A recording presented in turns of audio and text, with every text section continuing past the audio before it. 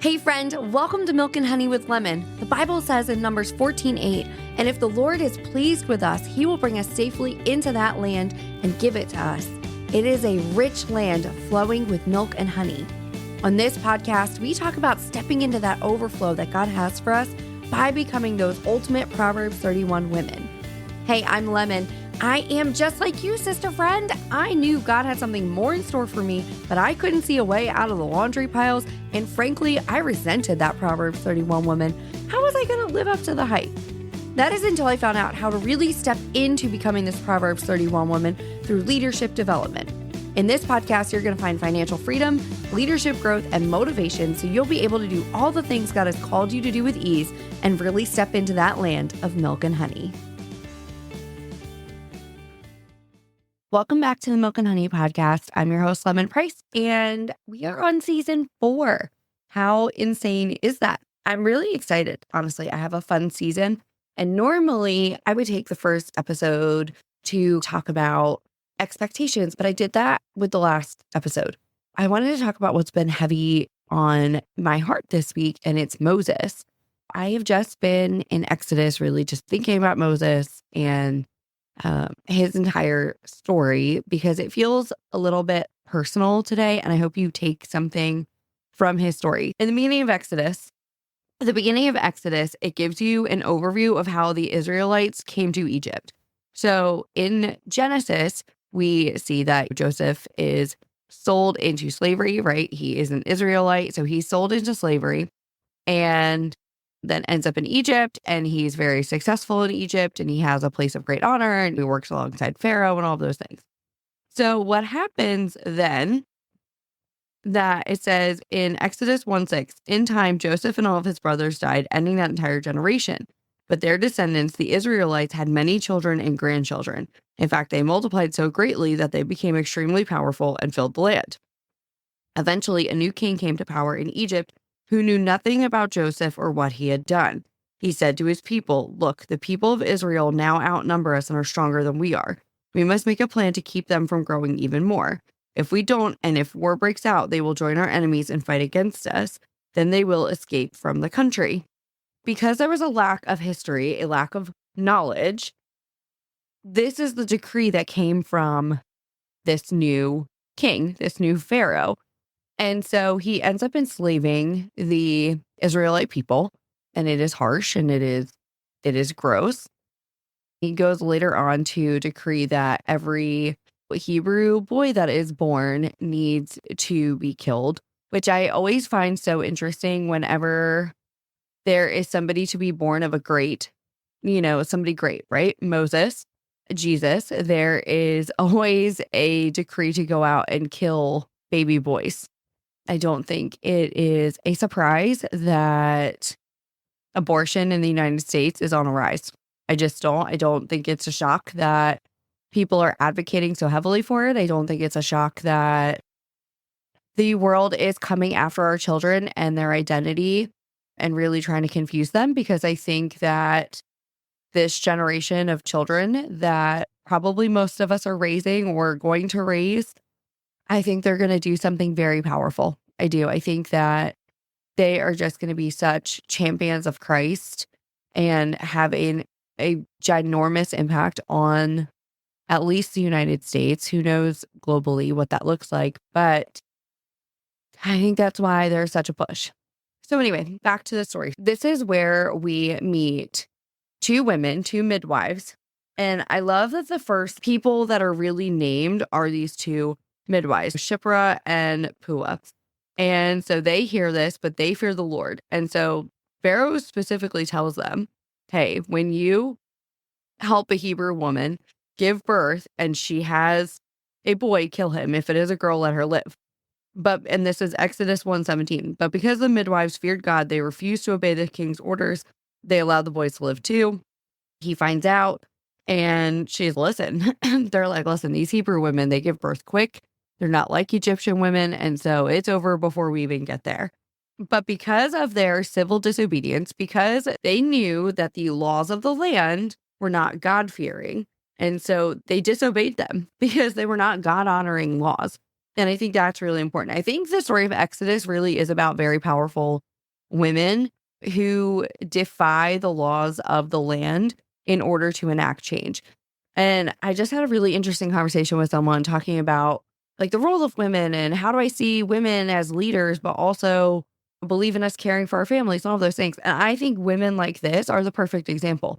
Here are these women, they are still nurturing, they are still caring, they are still pouring out to others, but they also know that this behavior, the things that are happening are wrong. And so they are leading in whatever capacity they can and having monumental impact. At this time, this is when Moses is born, lived with his mother for 3 months. They make a basket, send him down the Nile, and that is when Pharaoh's daughter finds the baby. And I think what's important from this story, too, right, is she says in Exodus, when the princess opened it, she saw the baby. The little boy was crying, and she felt sorry for him. This must be one of the Hebrew children, she said. So she knew that he was a Hebrew. She knew that he was not an Egyptian baby. And yet she defies her father. She defies Pharaoh and takes the baby in. I think this is important. Moses is raised up as an Egyptian. He has all of the perks, all of the privileges of being an Egyptian prince. Shout out to the movie The Prince of Egypt, because that's what Moses is, given all of the luxuries, all of the education. He's given all of the things that would be afforded to somebody who was born in Pharaoh's bloodline, because he is being raised by Pharaoh's princess daughter as his mother. And I think that's important because here he is at the very top of society. Moses is at the very top of society. He has everything handed to him. He has everything that he could ever want and need. And then we see that Moses is out walking amongst the people. He sees a slave driver being particularly cruel. He kills the slave driver. He buries him. And then out of fear, because he knows that people obviously know who he is because he's well known in the community. People are always watching you. Even when you're doing the right thing, if it's countercultural, there can be worldly consequences for it. And Moses had to deal with that. He had to deal with the fact that Pharaoh was like, hey, even though you're a part of my household, not okay, and puts a bounty on his head. Yep, kill him. He's good. We're done. And so he flees to Midian. And that is where we see him. He meets his wife, Zipporah. He ends up becoming a shepherd. And Moses goes from the highest place humanly possible at that time to one of the lowest places he can go. He is a poor shepherd. And I think this is a really important juxtaposition here.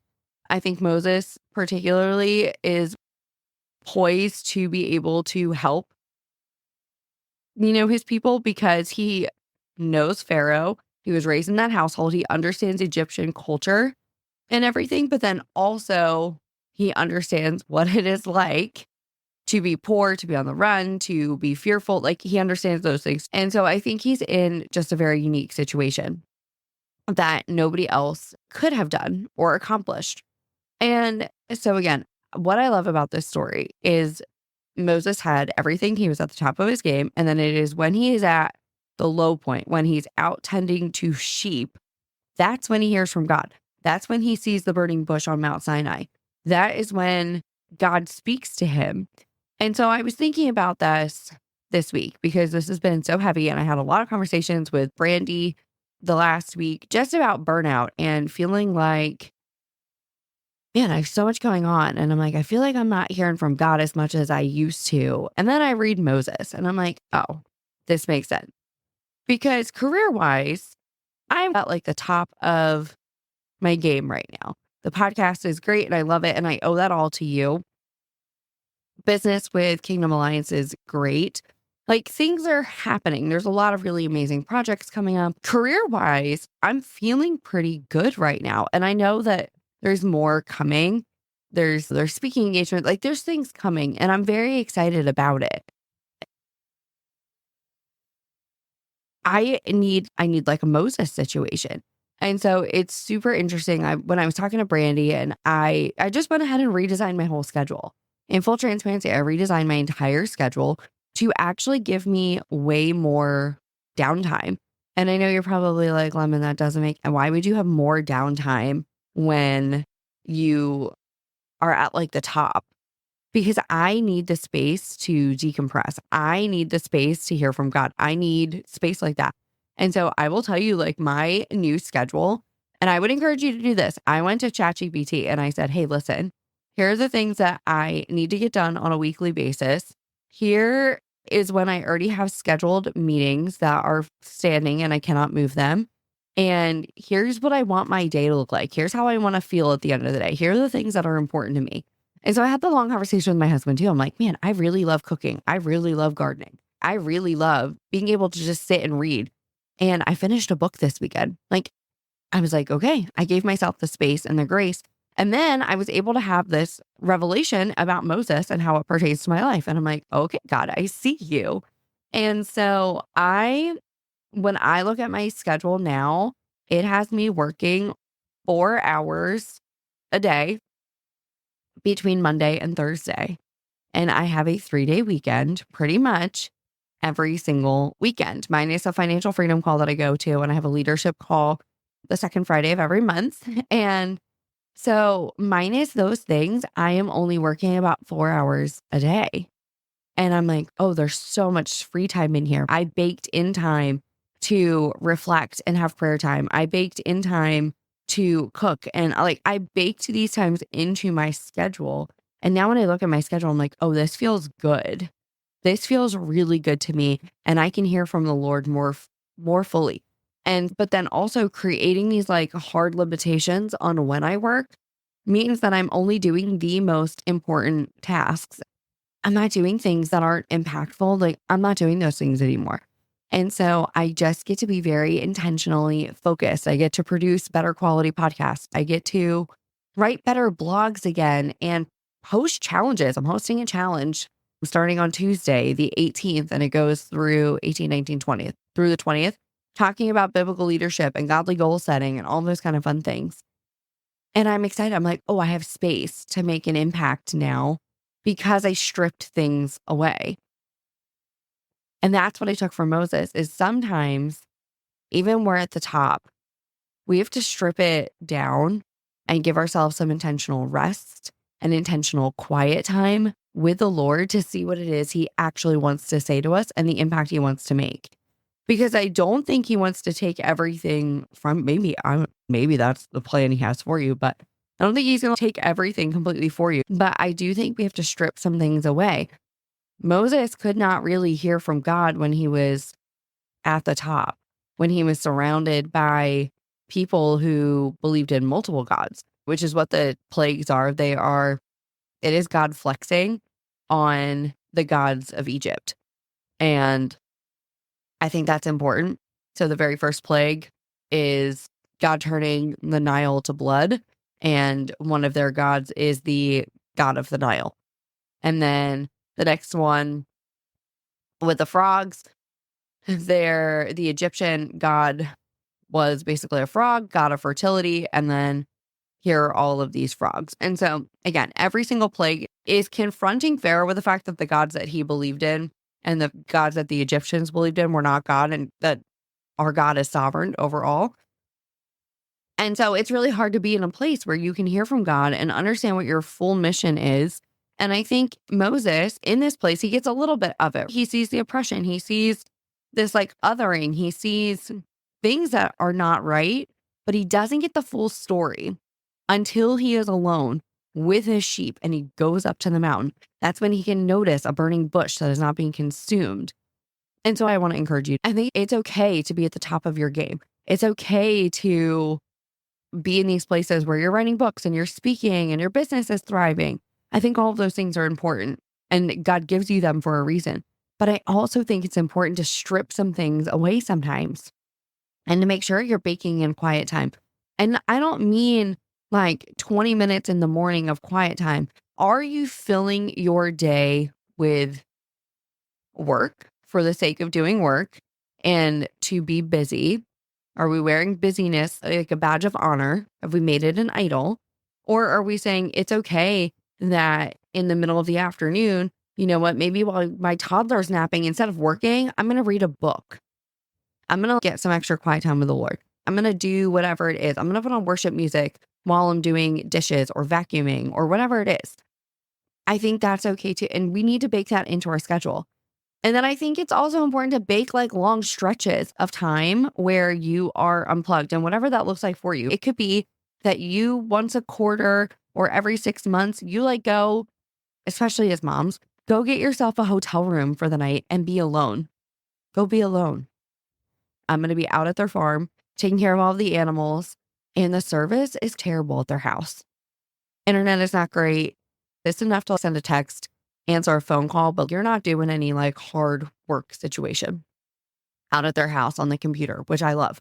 That's why I go every single weekend, at least for a few hours, to be completely removed. And it's beautiful and it's important. But I'm going from Friday to Tuesday, and I'm very excited to be intentionally unplugged. Glenn and I, whenever we go camping, we go to a spot that has no service. There's no service until you get back into town. And so I love this intentional unplugging. I told Glenn I'm so excited about going to my in-laws because I don't intend to take my laptop.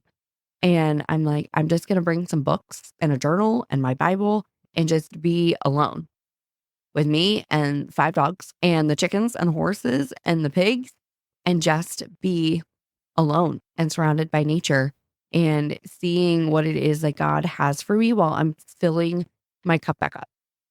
And so I just love the story of Moses. I think there's just something so beautiful about being in this place of really high honor, of being in this place of really high influence. And God really, he changed the entire course of the world when he was alone as a shepherd.